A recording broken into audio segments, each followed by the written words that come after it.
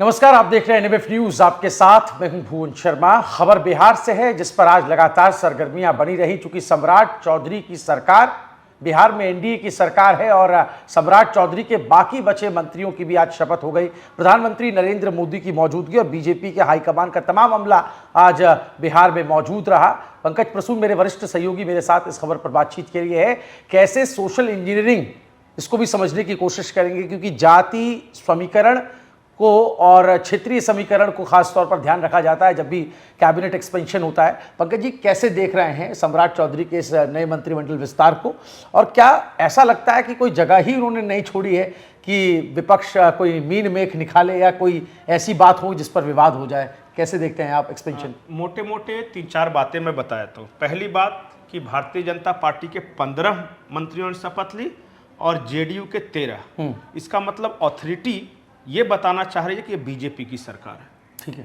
ठीक है, ये पूर्ण रूप से भारतीय जनता पार्टी की सरकार है, जिसमें नीतीश कुमार की पार्टी एक सहयोगी दल की भूमिका में है। वो कमांडर सीट पे नहीं बैठी हुई है। अच्छा, कमांड तो भाई बीजेपी के हाथ में। ठीक है। दूसरी बात, इसमें नीतीश जी के पुत्र मंत्री बनाए गए हैं। जीतन राम मांझी जी के पुत्र मंत्री बनाए गए हैं। उपेंद्र कुशवाहा जी के पुत्र मंत्री बनाए गए हैं। तो इसे पुत्रों का मंत्रिमंडल भी कह सकते हैं कुछ तरह से। जैसे खुद सम्राट चौधरी भी शकुनी चौधरी के बेटे हैं। तो अब की बार बेटे की सरकार। तो ये कह सकते हैं कि जो एक नई पीढ़ी तैयार कर दी है बिहार के अंदर। पीढ़ी का मतलब कि दूसरे भी होते हैं ना। तो यहाँ तो बड़का बड़का नेता का सब बेटा है खाली। सबका अपना अपना बेटा को सब सेट कर दिया। ठीक है। हाँ, जिनका बेटा छोटा था वे नहीं सेट किए। जैसे मैं उदाहरण के तौर पर श्रेयसी सिंह भी स्वर्गीय दिग्विजय सिंह की बेटी। आप जिसको दे, चिराग पासवान क्या है, वो रामविलास पासवान के बेटे। तो कुल मिला के ये पारिवारिक सब कुछ चलेगा, माहौल बढ़िया रहेगा। ठीक है। अगर सामाजिक समीकरण की बात करें तो हर वर्ग को प्राथमिकता देने की या रिप्रेजेंटेशन देने की कोशिश की गई। जैसे कि 6 सवर्ण हैं बीजेपी की तरफ से, 5 अति पिछड़े हैं, दलित हैं। तो भारतीय जनता पार्टी तो मुसलमान को देगी नहीं। तो वो ये काम किया है जेडीयू ने। वो जमा खान मोहम्मद जमा खान इकलौते हैं मंत्री। हाँ, तो इकलौता जीता ही तो बेचारे को दे दिया, और कोई जीता भी तो नहीं था ना। तो उनको भी मिलेगा। और जाति में भी देखेगा तो वैश्यों के कैटेगरी, सब कैटेगरी, निषाद तो मल्लाह, तो सबको मिला है इसमें। दिक्कत ये है कि तेजस्वी यादव अब राजनीति क्या करेंगे, क्योंकि अगर वो जात की राजनीति करेंगे तो कहेंगे विजेंद्र यादव उप मुख्यमंत्री, कृपाल यादव, तो सब तो यादव तो इधर है, तो तुम कैसे करोगे? वो बोलेंगे मुस्लिम का, तो बोला मुस्लिम जो जीता उसको बनाया और जितवा के भिजवाओ और बनाएंगे, यही कहेंगे। अगर विपक्ष कहता है, कांग्रेस कहता है कि सवर्णों की राजनीति करेंगे, तो बोले कितना सवर्ण विधायक जीते हैं, उससे ज्यादा तो मेरे मंत्री हैं। हाँ, जितना तुम्हारा जीत के आया है उससे ज्यादा तो मेरा मंत्री है। बोला अति पिछड़ा, बोला अति पिछड़ा तो तुम्हारा जितना टोटल पार्टी में नेता होगा उतना तो हम मंत्रिमंडल में रखते हैं। तो यहाँ ना अम्बेडकर चल पा रहे हैं, ना लोहिया चल पा रहे हैं। मतलब किस आधार पे वोट? मतलब विपक्ष की पूरी राजनीति लगभग खत्म कर दी है। मुझे ये नहीं पता चल रहा है कि विपक्ष में 5-7 पार्टियां हैं। उसमें कम्युनिस्ट भी हैं, उसमें कांग्रेस भी है, आरजेडी भी है, एक सन ऑफ मल्लाह भी हैं। इतना सारा मिलकर राजनीति किस चीज की करेंगे? मुझे मतलब बिहार में 25 साल हो गए मोटा मोटी लालू जी को हारे हुए। लालू राबड़ी एक ही समझ है। 2005 में नीतीश कुमार आए थे, 2025 मैंने 25 साल तो नीतीश कुमार रहे, और 26वां साल चल रहा है, अभी भी स्कोप नहीं दिख रहा है। ये सबसे बड़ी हैरानी है कि बिहार जैसे राजनीतिक रूप से सजग राज्य में एक गठबंधन की 30 साल के आसपास की सरकार लगभग हो जाएगी, ये जब खत्म होगा तो। और विपक्ष क्या कर रहा है देखिए। तेजस्वी यादव बीच बीच में विदेश चले जाते हैं और मतलब वहां आराम से आते हैं घूमते फिरते। और पिछले विधानसभा सत्र के दौरान तो बड़े गंभीर आरोप लगे। भारतीय जनता पार्टी ने आरोप लगाया था कि ये तो दारू पी के आए हैं। अच्छा, हाँ जी, और खूब उनका क्लिप भी वायरल करवाया था। तो मुझे नहीं पता कि वो पी के आए थे शराब या नहीं पी के आए थे। लेकिन इतना तो है कि मतलब कि अभी भी इतने सालों के बाद भी ऐसा नहीं दिख रहा है कि वो जीतेंगे या जीत सकते हैं। चुनाव दर चुनाव कम ही होते जा रहे हैं। तो आप ये कह रहे इस हैं बार मिनिमम सीट था, जो पूरे लालू जी जब से राजनीति कर रहे हैं उसके इतिहास का सबसे कम सीट है। तो ऐसा तो नहीं कि बिहार में आरजेडी की स्थिति कांग्रेस की जैसे राष्ट्रीय फलक पर है, क्या वैसी स्थिति बिहार में आरजेडी की होती चली जा रही है? नहीं, मेरा रीडिंग बिहार को लेकर कुछ और है। मेरा रीडिंग ये है कि कांग्रेस चाहती है कि आरजेडी समाप्त हो जाए। अच्छा, क्योंकि जब तक आरजेडी समाप्त नहीं होगी तब तक कांग्रेस के लिए स्कोप नहीं बन। तो आप ये कह रहे हैं कांग्रेस इसमें अपना अवसर ढूंढ रही है? हाँ हाँ हाँ, हाँ बिल्कुल। आप कांग्रेस वहां क्या कर रही पता है? कांग्रेस के कई नेता कह भी चुके हैं कि सवर्ण, दलित और मुस्लिम, इन तीनों का जब तक कॉम्बिनेशन नहीं बनेगा तब तक बिहार में मौजूदा सरकार को पटखनी देना संभव नहीं है। और ये कॉम्बिनेशन तब तक नहीं बनेगा जब तक लालू का खौफ रहेगा, तब तक सवर्ण नहीं आएंगे, तब तक दलित नहीं आएंगे। तो बिहार में इस सामाजिक समीकरण को बदलने के लिए पहले तो लालू की लीगेसी खत्म होनी चाहिए। नहीं तो जो काम सत्ता में रहते नीतीश कुमार, जब भाजपा और नीतीश का साथ में समन्वय था, जो काम नीतीश नहीं कर पाए, आपको लगता है जो नया एरा शुरू हुआ है बीजेपी की कंट्रोल में, अब जो पावर आ गई है, तो आपको लगता है ये बीजेपी इस ऑपरेशन को ध्यान में रखते हुए एक ऑपरेशनल तरीके से काम करेगी? नहीं, बीजेपी के लिए बहुत बड़ा चैलेंज है, क्योंकि नीतीश कुमार ने सामाजिक सद्भाव के साथ विकास किया। करेक्ट। मतलब कि कोई भले ही मुसलमान उन्हें वोट दे या न दे, लेकिन कोई मुसलमान ये नहीं कह सकता कि नीतीश कुमार ने हमारे साथ किस तरह का भेदभाव किया। मतलब एक सेक्युलर छवि लेके चल रहे थे नीतीश। नहीं, सबके लिए, सबके लिए। इवन यादव भी ये नहीं कह सकते कि नीतीश कुमार ने हमारे साथ भेदभाव किया जाति के आधार पर, ये नहीं। और उल्टा जो यादव नीतीश कुमार की पार्टी से लड़ते थे उनकी जीत की गारंटी थी, जो वो जरूर जीतते थे।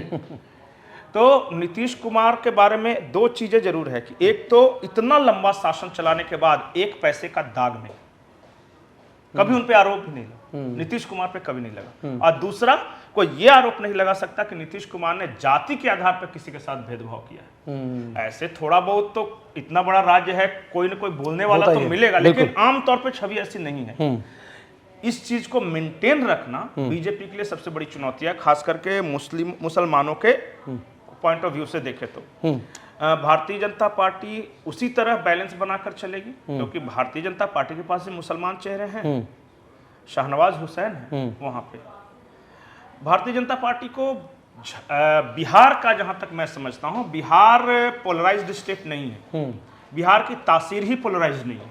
वहां हिंदू मुस्लिम हो ही नहीं सकता, वहां जाति जाति हो सकता है, क्योंकि वहां के जो हिंदू है ना, वो धर्म से ज्यादा अपनी जाति को लेके पॉसेसिव है।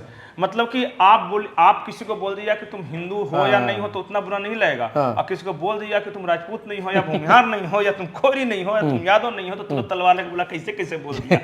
ये है वहां इस चीज को। नहीं, बिल्कुल आप सही कह रहे हैं। और नीतीश कुमार की जेडीयू की बात कर लें तो उसमें आप देखिए कि जातिवार लिस्ट है बाकायदा। दोनों का मैं बताता हूँ कॉम्बिनेशन।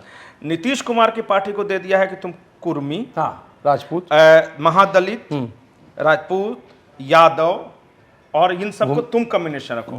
और बीजेपी ने सवर्ण, अति पिछड़ा, दलित और फिर और चिराग पासवान की पार्टी पासवान वोट ले ही आती है। जीतनराम मांझी की पार्टी महादलित वोट, जो उनका जो भूया मुसर समाज है, वो ले ही आता है। और जो बाकी बचे कुशवाहा, जो कि सम्राट चौधरी से बच जाएंगे, वो उपेंद्र कुशवाहा है।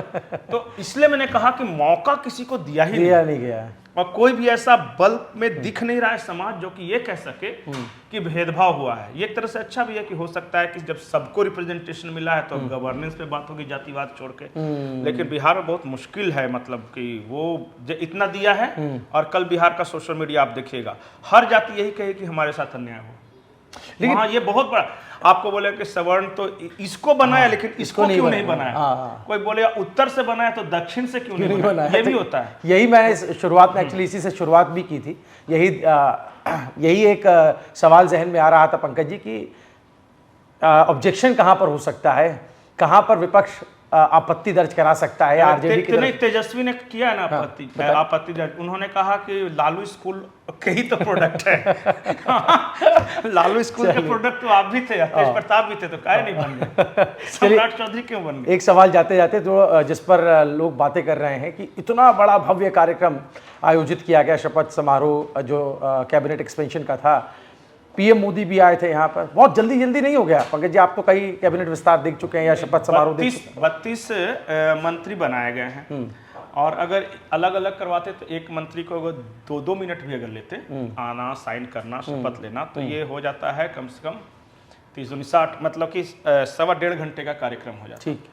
और वहाँ पे प्रधानमंत्री हैं, गृह मंत्री हैं, तो समय उनके पास कम था। ठीक है। और इस वजह से ये तय किया गया कि शपथ ही तो लेना है, ऐसा कौन सा अलग अलग ले या एक साथ ले। किसी ने सोशल मीडिया पे मजाक में ये लिखा कि ग्रुप में शपथ लेने का एक फायदा ये है कि थोड़ा बहुत काके की मिस्टेक भी हो गया तो आदमी का खप जाता है। हाँ, जिसको हम लोग पिछली बार जैसे देखिए, एक बार तेजस्वी और तेज प्रताप शपथ ले रहे थे, नीतीश कुमार मुख्यमंत्री थे, तो उन्होंने अपेक्षित को उपेक्षित कह दिया था, तो ये ग्रुप वाले में वो चल जाता है। हाँ, अलग थे तो पकड़ा गया। हाँ। तो यही है। ठीक है, वो मजाक है, लेकिन ठीक है, उनका समय अभाव को देखते हुए ये फैसला किया गया था कि चूंकि बड़ा मंत्रिमंडल है तो 5-5 के लॉट में। अच्छा, पीएम मोदी यहाँ पर उपस्थित थे, इसको सांकेतिक रूप में कैसे देख रहे हैं आप?